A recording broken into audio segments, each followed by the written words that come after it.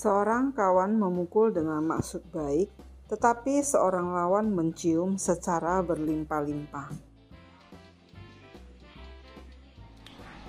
Hai, welcome back lagi ke channelku. Dan kali ini aku mau buat lagi Bika Ambon. Versinya agak beda dikit, tapi pada prinsipnya sama. Jadi di sini ada santan. Aku pakai santan kental. Sebisa mungkin santannya itu jangan ada campuran airnya. Tapi kali ini aku buatnya pakai santan instan. Akan lebih enak sih kalau santannya itu kita buat santan yang fresh. Tapi yang aku coba memposisikan diriku tidak berada di tempat yang gampang mencari kelapa fresh. Jadi oke, kita pakai aja kelapa santan instan ya. Jadi di sini ada 350 ml. Ya udah aku campur dengan air. Akan aku masak, dan air yang nanti kita pakai itu santannya cuma sekitar 250 ml aja. Kemudian ini ada 2 lembar daun pandan yang udah aku potong seperti ini. Kemudian oh ya, untuk pandannya pilih pandan yang tua ya. Jadi aromanya akan lebih wangi, lebih keluar. Jangan ambil pandan yang muda. Pandan yang muda biasanya aromanya kurang ya. Nah ini kemudian ini ada 2 batang serai. Tapi kalau misalnya serai yang kalian pakai itu serainya yang gemuk, yang besar, itu 1 batang aja cukup. Karena ini serai yang aku pakai ini serainya yang kecil-kecil ya, jadi aku pakai 2. Kemudian ini ada 8 lembar atau 7 lembar daun jeruk. Untuk daun jeruknya supaya dia tetap hijau fresh, itu waktu dibeli itu simpannya di freezer ya, seperti ini di freezer. Jadi selama berbulan-bulan dia akan tetap hijau, akan tetap fresh hijau gitu ya, dan aromanya wangi banget ya. Oke, kemudian ini ada setengah sendok teh bubuk kunyit. Jadi ini semua akan aku masak dan kita akan sisihkan. Next kita buat lagi bahan biangnya. Ini santan, serai, daun pandan udah aku masukin, dan khusus untuk daun jeruk itu wajib disobek-sobek atau gunting-gunting. Kalau utuh kita masukin itu aromanya itu nggak keluar ya, jadi boleh saja disobek seperti ini, tulangnya dibuang aja. Ini yang akan memberikan ciri khas aroma Bika Ambonnya. Bubuk kunyitnya dimasukin, dan ini akan kita masak sampai mendidih. Aku tambahin dikit lagi.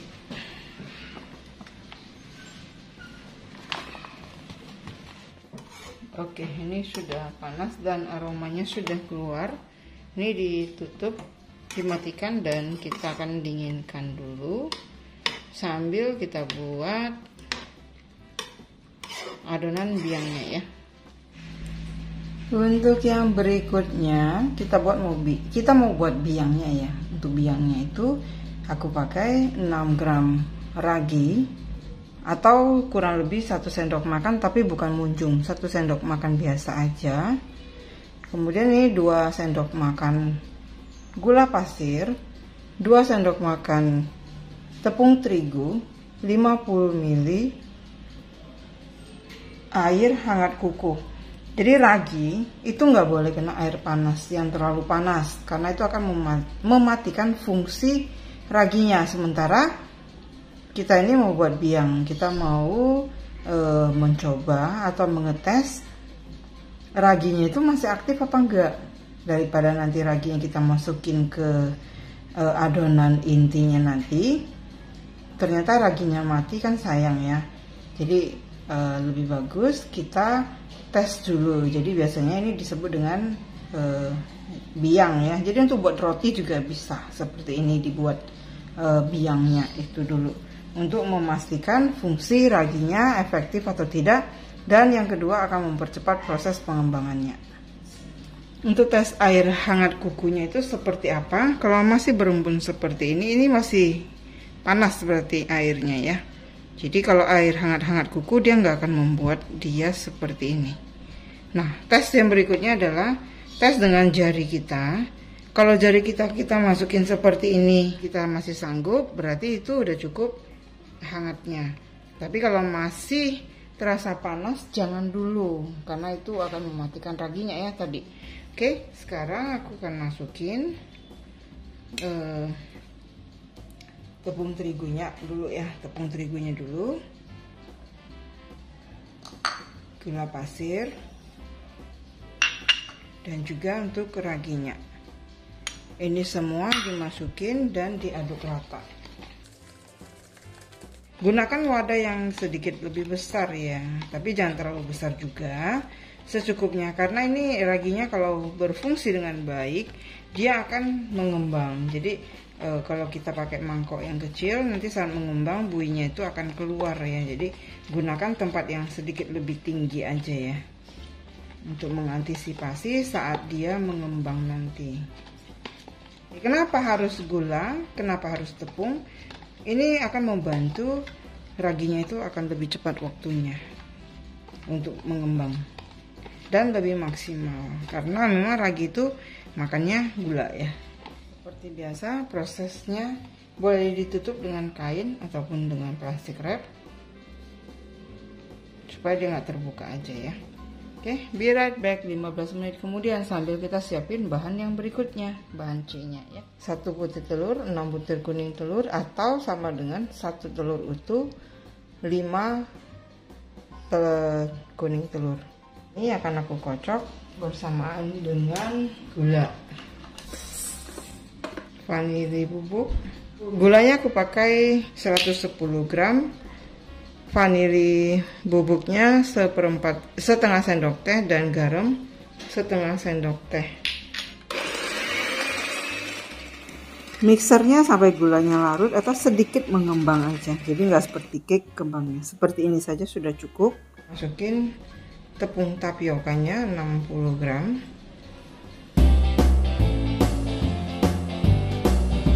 Kemudian ini raginya yang sudah mengembang. Adonan ini akan aku diamkan lagi selama kurang lebih 2 jam. Total santannya itu 250 gram ya. Nah, kalau ini sudah, akan kita tutup dan kita akan biarkan.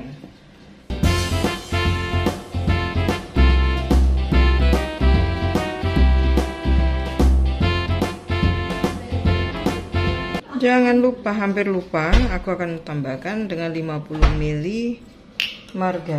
butter yang sudah dilelehkan.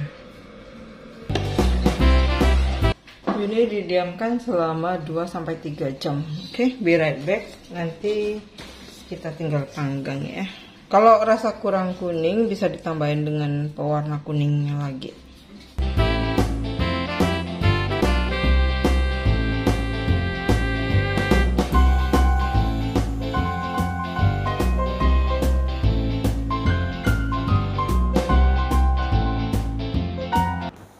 Kemudian dimasukin ke dalam oven. Kali ini aku pakai pasir, jadi ini ada solusi supaya dia nggak gampang gosong di bagian bawahnya. Tapi pastikan ovennya itu udah dipanasi bersamaan dengan pasirnya. Jadi kurang lebih panasnya hampir sampai 1 jam lebih ya. Jadi pastikan sampai panas, karena itu satu kuncinya. Nah, kemudian kunci keduanya, oven ini jangan ditutup rapat. Jadi ganjal dengan menggunakan kain. Jadi dia masih dalam keadaan setengah terbuka ovennya. Nah, kira-kira seperti ini ya. Kenapa harus seperti ini? Ya karena kita mau sampai dia berpori dulu baru nanti ditutup. Tuh, jadi di bawahnya itu aku letakkan loyang yang lebih besar yang berisi dengan pasir. Dan pasir ini sudah harus cukup panas. Kalau dia nggak panas, nanti sampai ke loyang yang berisi adonan itu nanti kurang panasnya. Nah, ini aku panggang dengan suhu 200 derajat Celcius, api bawah dulu. Oke, jadi di video aku sebelumnya aku panggang bika ambonnya itu tidak menggunakan pasir ya. Jadi salah satu penyebabnya tidak menyarang itu ovennya kurang panas. Nah, kalau sudah mulai bersarang itu bisa kita tutup pintunya, pintu ovennya, bukan pintu rumah. Pintu oven udah bisa ditutup dan usahakan jangan diturunkan dulu suhunya. Tuh. Ini dipanggang kurang lebih sekitar 1 jam ya, 1 jam atau 1 jam lebih dah. Nah seperti ini udah mulai nyarang, tuh udah bisa dilihat lagi ya bagian sampingnya. Kalau misalnya mulai merenggang, kelihatan ya udah mulai coklat warnanya yang di pinggir-pinggirnya itu. Baru kira-kira 10 menit hampir selesai, itu bisa dihidupkan api atas bawah. Suhunya bisa diturunkan sedikit ke 180. Tapi tergantung lagi ke oven kita masing-masing. Ada yang 200 juga panasnya kurang, tapi ada yang 180 udah cukup panasnya. Nah ini kira-kira 10 menit lagi udah mau selesai. Kalau sudah selesai jangan langsung dikeluarkan dari loyang karena dia masih lembek dan juga belum bisa dikeluarkan. Ini dinginkan aja dulu, kemudian dikeluarkan seperti ini aja caranya.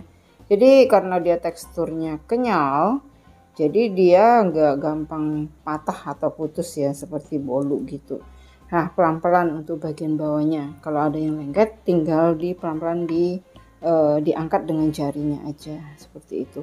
Ini aku buat yang tipis ya, karena aku pakai loyang yang 20 kali 10. Tapi kalau mau lebih tinggi pakai aja loyang 10 kali 10. Nah seperti ini. Pelan-pelan aja supaya dia nggak hancur. Pastikan sampai udah dingin dulu dah baru dikeluarin. Oke. Tuh.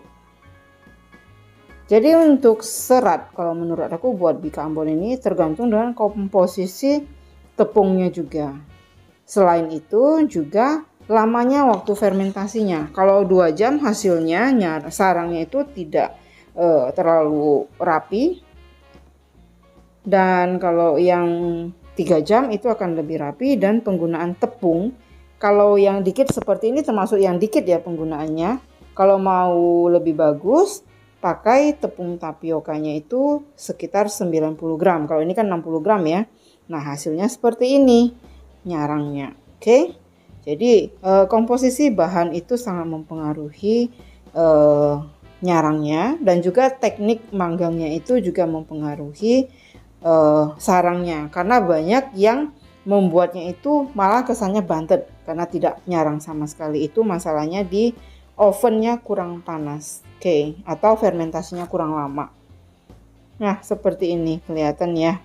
Jadi ini kenyal, enak ya. Aroma rempahnya, santannya itu enak banget. Wangi pandan, wangi jeruk, wangi serainya itu nyatu semua. Nah ini adalah bika ambon Medan ya. Oke.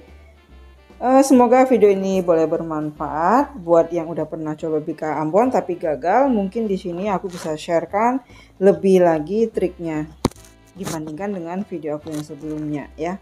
Jadi beda bahan, beda bentuk seratnya akan beda kalau kita menggunakan teknik yang berbeda juga.